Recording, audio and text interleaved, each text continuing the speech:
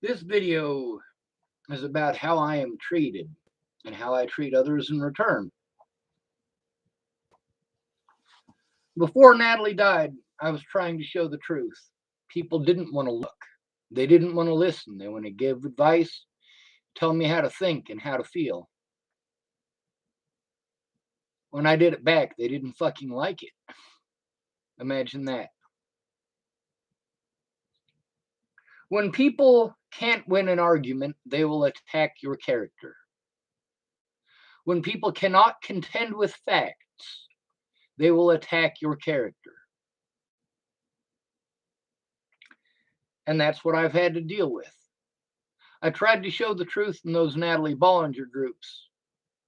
People complained about everything that I posted and called it all spam, so that I was stuck on 30-day ban after 30-day ban until I got frustrated and was screaming at the top of my lungs. Now, if I was a woman, I would not have had to deal with that. If I was a woman, I would have gotten help almost immediately.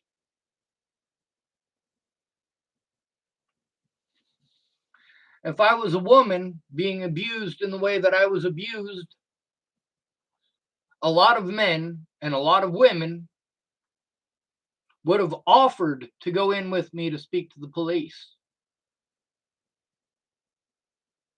If I had been a woman and Miss Peaches said that she was going to help me to make a police report, it would not have taken 7 months. And by the way, after 7 months, Miss Peaches still hadn't made a police report. And that prompted me to do very desperate things to try to force the police to take a look at the evidence. They still didn't. Unless someone goes in with me and shows that they actually care, the cops are not going to do their fucking jobs. Nobody cares. If they don't do their job and nobody cares, they don't get in any trouble for not doing their job.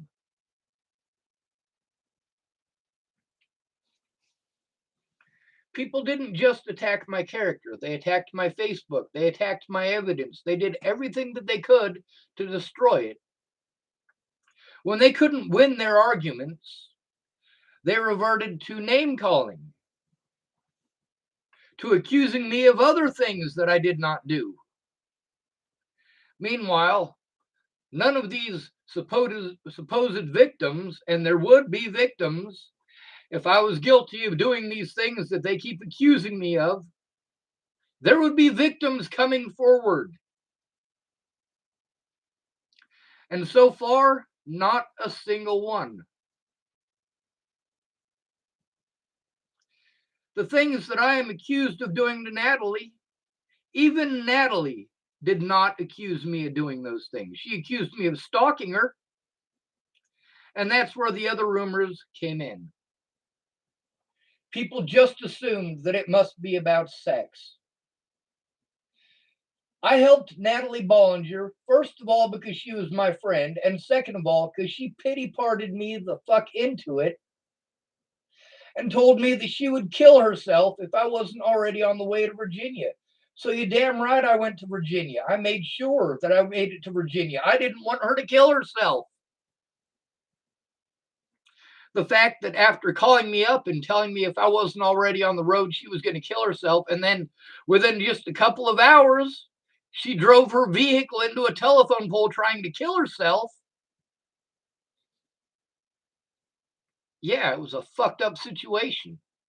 Then she pretends like I stalked her to Virginia. No, abso-fucking-lutely not.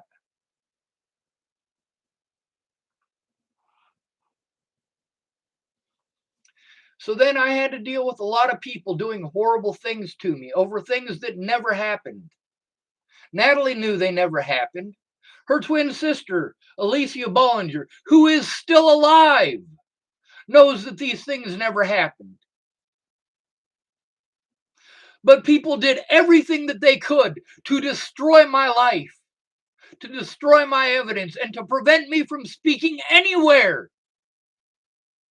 The media slandered my name and then treated me like I'm a horrible person because I'm trying to get my words out, because I am still being abused over a false narrative. My autism advocate could speak out. She doesn't make any effort at actually speaking out. She doesn't make any effort at telling what she knows to the public, and that is the only way to get anything done at this point, is to get people to actually take a look at it.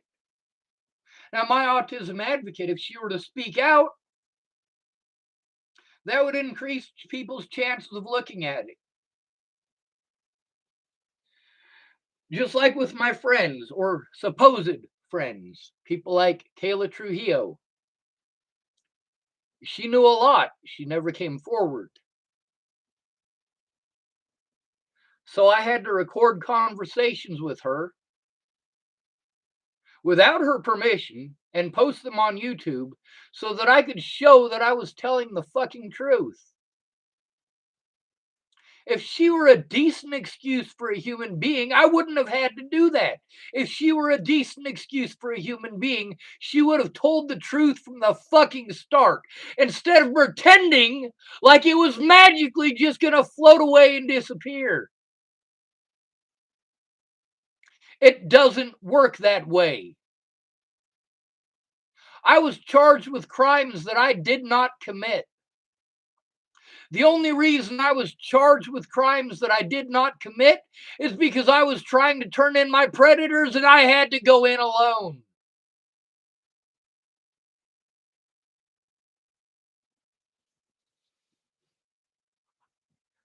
Brandon Ratner, I did not treat him the way that he treated me. I didn't. I should have, but I didn't. When I needed help and I needed him to listen, he had a bad habit of interrupting me and talking over me. And, well, it was always about some girl. And it's not the same girl every time. Brandon would want to go into some story. I need him to understand my situation so that he can help me. But instead of listening, he wants to make it story time about him. Then one day he went to a party. He was invited to this party.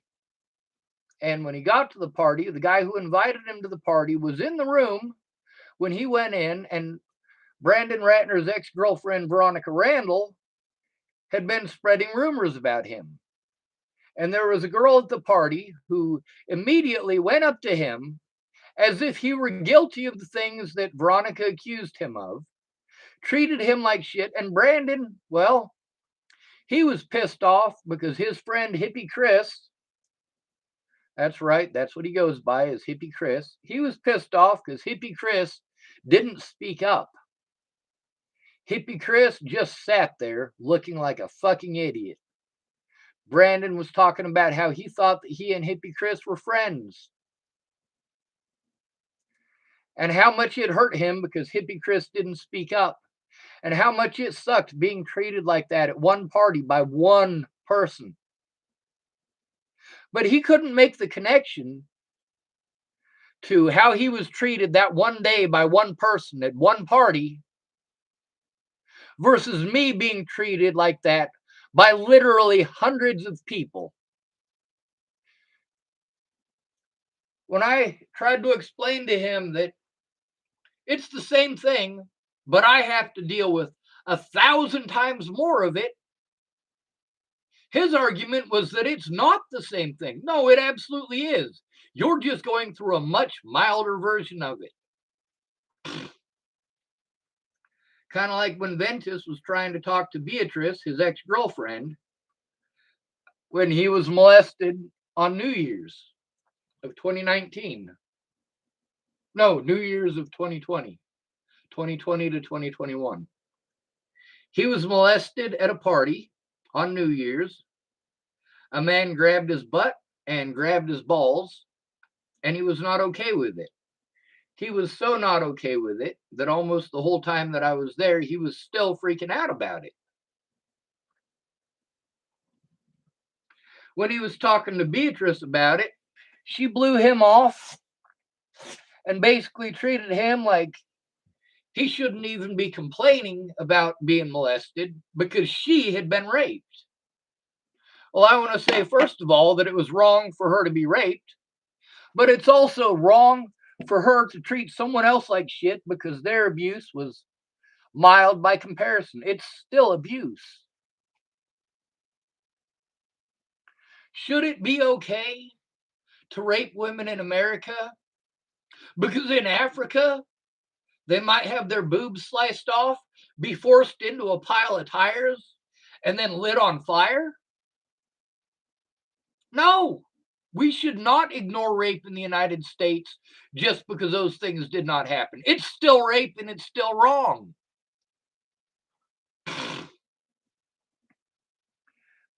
Now, yes, admittedly, I do believe that Ventus was playing that for all it was worth. He wanted Beatrice back. That's the only woman for him. He wouldn't stop talking about her the whole time I was there. If someone told me that he snapped one day and killed Beatrice because she wouldn't be with him, I'd believe it.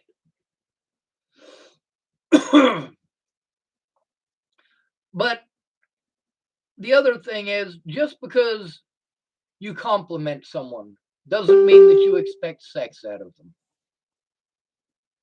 Just because you look someone's direction doesn't mean that you're creeping on them.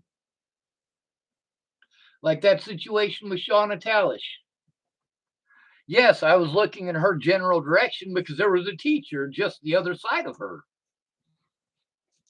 There is nothing creepy about me looking at the teacher. But in her paranoid, crazy, batshit fucking loopy mind, it was okay to be a piece of shit to me for looking at that teacher. And she could try to pretend that I was some creeper having a crush on the back of her head. What's she gonna say? Oh, well, he's just pissed off because he wasn't allowed to stare at the back of my head. I don't have much of a choice. The back of her head is in front of my face.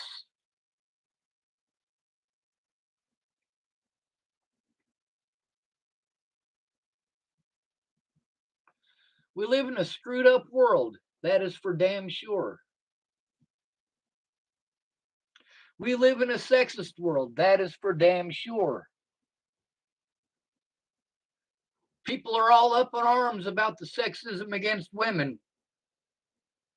But when it's sexism against men, people look the other way. Meanwhile, women are able to use this. They are taught at a very young age to use bias as a tool. The same as we teach them to use their vaginas as a tool. And many women do. Some of them do it out of stupidity, and some of them do it out of necessity. I've known plenty of women who have gone to prostitution because they couldn't afford childcare at the job that they had. They ended up being prostitutes so they could pay the bills. Also, a lot of them became prostitutes because they got lots of free drugs when they were young and pretty, but then they did so many drugs that they got ugly, started picking their faces because they were strung out on meth. Or they got so into alcohol that they forgot food exists. And then they end up with funny looking rashes all over their body. By the way, the lady with funny looking rashes all over her body, that was a niacin deficiency.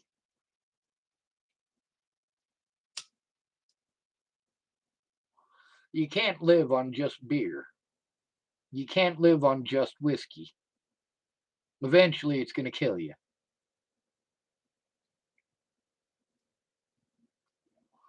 So these girls who got all those free drugs ended up getting addicted to those free drugs ended up screwing up their looks because of those free drugs.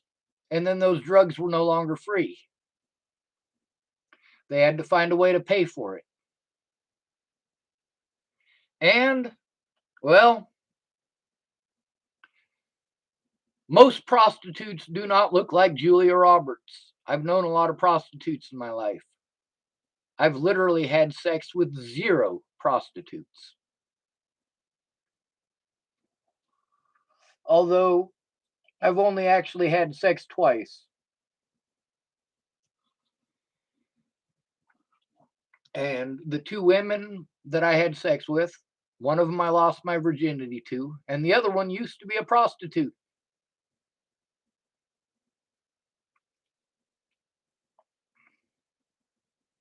She was not a prostitute when I had sex with her.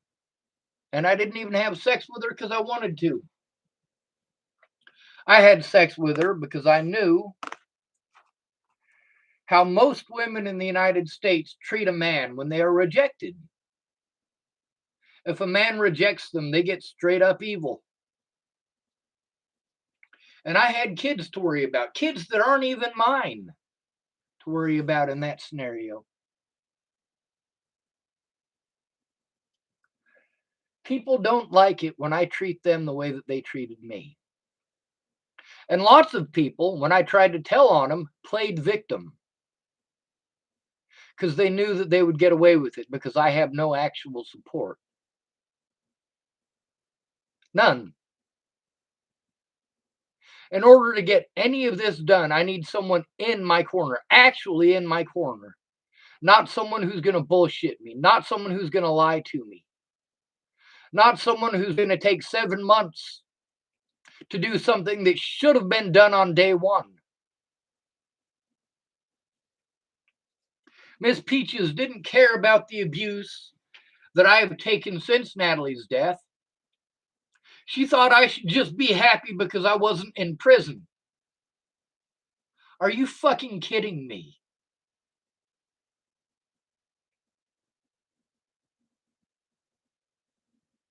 This abuse is not okay. But I have to take it because of racism and sexism. I can't be a victim because I have a penis. I can't be a victim because I'm white.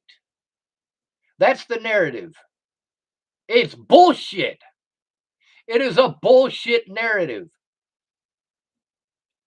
There are 29 million male survivors of sexual assault.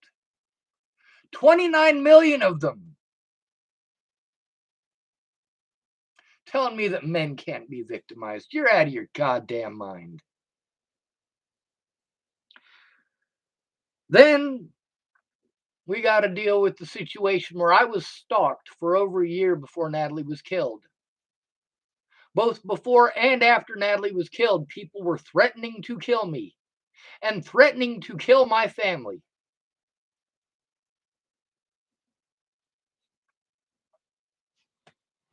So what did I do? I tried to turn them in. Apparently, it's not illegal. So I did it back. I threatened literally the people who threatened me and the people who were harming me. I threatened those people, yeah, but not just threatened them, I threatened them back. And it took months for that to happen. By the time I threatened these predators back, Natalie had been dead for 7 months. 8 months. Sorry. And the only reason that I threatened them back was to get a day in court. And I was illegally prevented from even going to those court dates. And then my predators, very specifically Natalie's ex-stepmothers and her twin sister, Alicia Bollinger, tried playing it off like I threatened to kill them and their kids. And because I was prevented from going to that court date illegally, they automatically won. And my rights were taken away as a result of it.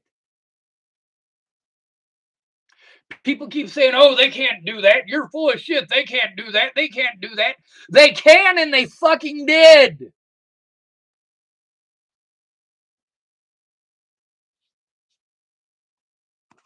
They can, and they did. It is okay for those people to threaten me. It is all right for people like Robert Warnick to threaten to kill me repeatedly. It is okay for people like Robert Warnick to assault me.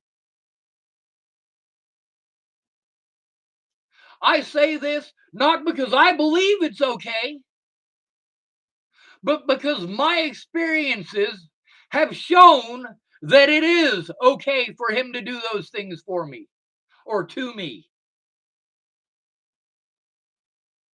Nobody's going to do a goddamn thing about Robert Warnick.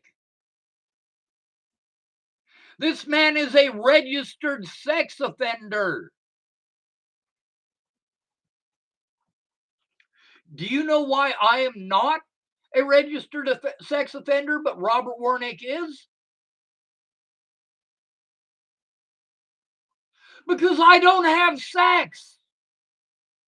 I'm not interested in sex, and I am sure as fuck not interested in fucking little kids. Robert Warnick is on the Nebraska Sex Offender Registry for sexual assault against a child. It specifically says child, child. He had sex with a kid. Why am I not a registered sex offender?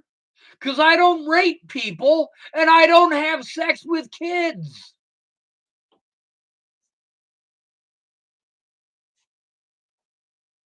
It's fucking insane. My predators win. Dual County Police Department have been my predators since 2018. Boulder Police Department have been my predators since at least 2003.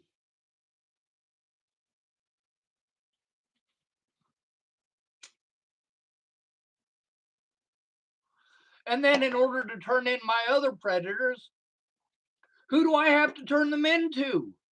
I have to turn them into Dual County Sheriff's Department or Boulder Police Department, neither of whom are going to do their fucking jobs.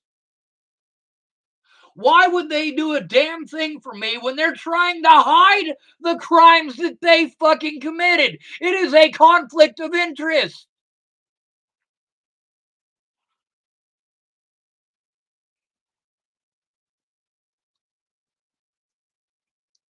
Alicia Bollinger was fine with me being assaulted over a false narrative. She was fine with people threatening to kill me and kill my family. When I threatened to kill those predators back, she pretended like I threatened to kill her. And I was never allowed to go to court. And then they outright lied. The judge literally lied on that paperwork, claiming that I had made no efforts to go to court. Bullshit! I was fucking incarcerated. I couldn't show up.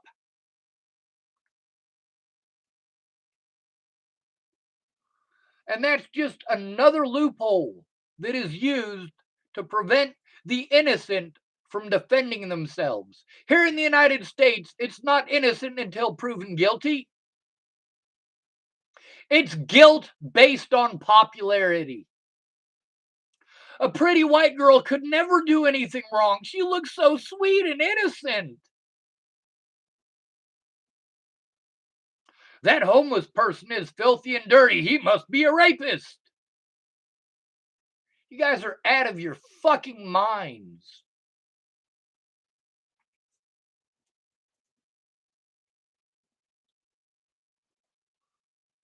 I like my autism advocate. I want to make that point real quick. There is some stuff that my autism advocate said that she wasn't able to do.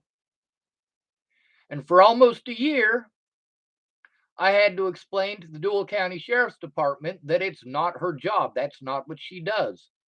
And they just argued and argued with me. And also during that time, I was getting a hold of Meg and letting her know, hey, the police are saying this. And she's like, that's not correct. And I'd say, will you call them and tell them? Will you let them know? But no, she didn't believe me. And then when she realized that I was telling the truth, she was apologetic. She realized that she had screwed up, that she had been wrong. And she actually was starting to help me with the things that I needed her help with right before I was locked up. I needed her help so that I could turn in Robert Warnick safely, so that I could turn in Scott DaCosta safely, so that I could turn in Leslie Snell safely, and so I could turn in William Barr safely. Of course, William Barr, Leslie Snell, Robert Warnick, and Sheriff DaCosta all worked together to have me incarcerated so that I didn't get that help. And now Meg cannot help me in that way. She is not able to do the things that we were going to do in January. She can't do those things now.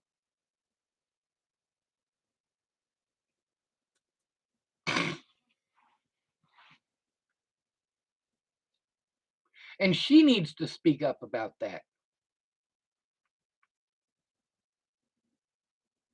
I don't want to go telling all of her personal business on Facebook or on YouTube. But if you're not able to help me the way that I need, and you have a reason for it, you need to come forward with that reason where it matters. You do need to come forward with that reason, or they're going to sell their narrative, and their narrative is bullshit. Today is my birthday. And instead of spending it with my loved ones in Colorado, I get to spend money that I shouldn't have to spend to go 30 miles away to see a therapist who also is not going to help me. But at least I'm going to the therapist. They're not going to help me in the way that I need. Now, the thing is that Region 1 did, and the people that work for Region 1 did. They get away with it because now it's a new agency. They just changed the fucking name. That's all they did. So magically, it's a different agency that's working this stuff. And as a result, I can't get anything done about the issues that affected me from the last agency. Oh, well, they moved on. They moved on. This is why police are supposed to do their jobs. See, after a certain amount of time, people's brains start to deteriorate. Their memory starts to deteriorate. Their recollection of the events starts to deteriorate. And it makes it impossible for a person to get an honest day in court. And I've looked up and researched the laws surrounding that. And yeah, I've got a hell of a case. But I need someone to speak up for me because I'm not allowed. I'm not allowed. When Robert Warnick threatens me and assaults me, it's obvious the cops aren't going to do a damn thing. When Leslie Snell tries to give out my number, people aren't going to do a damn thing. Wait, yes, they are. They're going to victimize me for speaking out.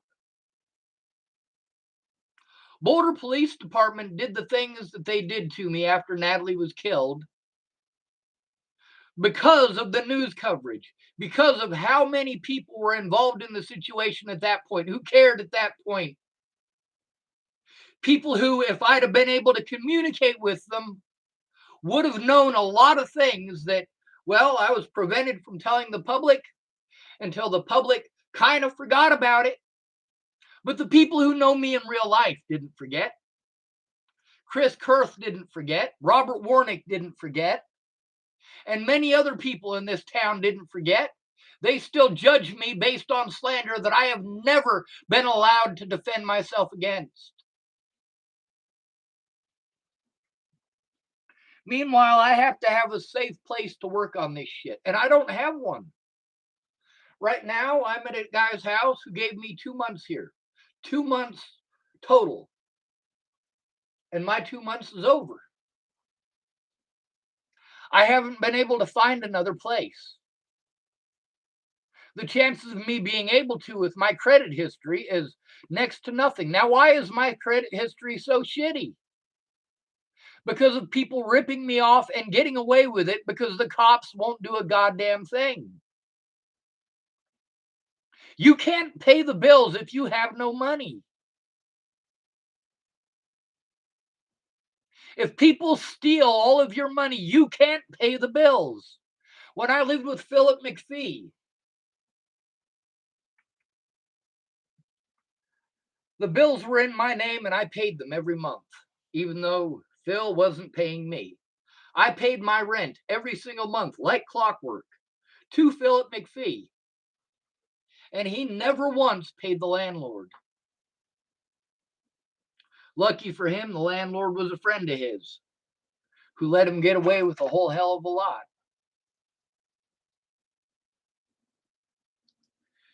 When I told Phil McPhee, mind you, I hadn't had any money to feed myself because I was paying the bills of 4 people. It was supposed to be split 4 ways. Out of all the people that I lived with there, the only one who actually paid his bills other than me was Ty Nemo. I told Phil McPhee when he decided that he was going to take a few $100s and he was going to go to Lake McConaughey for the weekend, I let him know. I said, hey, you need to pay up the $600 that you guys owe me for the electricity and utilities because I can't pay the bill. So if you don't give me the money that I need to pay the bill before you leave for Lake McConaughey, I am turning off everything that's in my name and I'm moving out. They didn't take me seriously. They went to Lake McConaughey. They didn't pay me. And I did what I said I was going to do. I moved out. I took the bills out of my name. And then when Phil McPhee was running around town telling people that he was going to beat me up or he was going to kill me or all sorts of other shit because the bills were no longer in my name, thank goodness for Gary Jepson. Gary Jepson told him to leave me alone.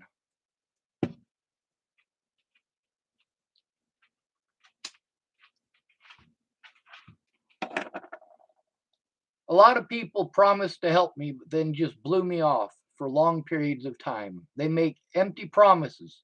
And then when it comes time for them to fulfill their promises, there's always some excuse. Always some excuse why they can't keep their word.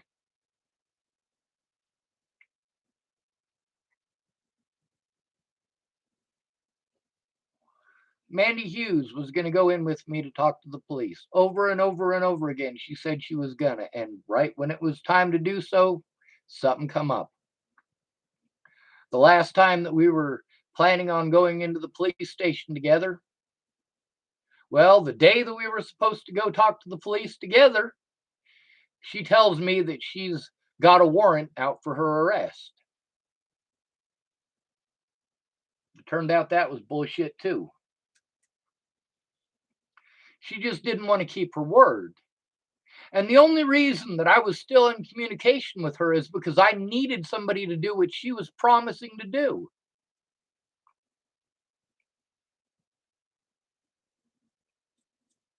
I speak out because someone has to. I am not going to be allowed to show this evidence in court without support.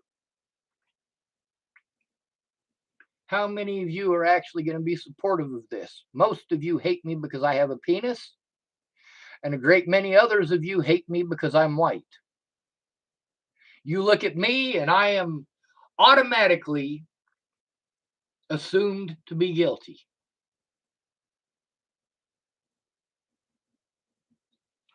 Where a woman in this situation, you would have helped 4 years ago.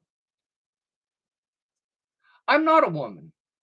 So you're just going to argue with me in chat, or make fun of me in chat, or troll me in chat, or give me pretty words that don't actually help.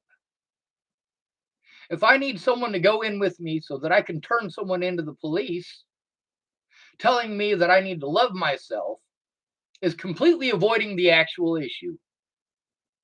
Telling me a bird in the hand is worth two in the bush does not help me in the least bit.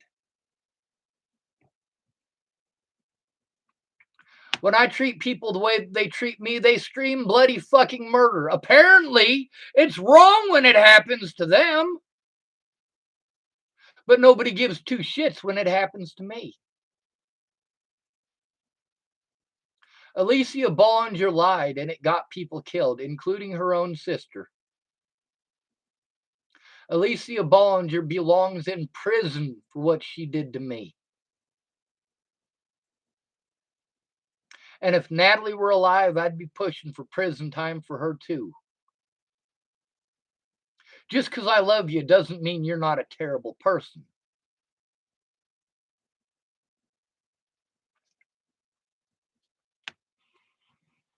A lot of you guys, you confuse lust with love. If it's love at first sight, it's lust. Straight up. There is no such thing as love at first sight.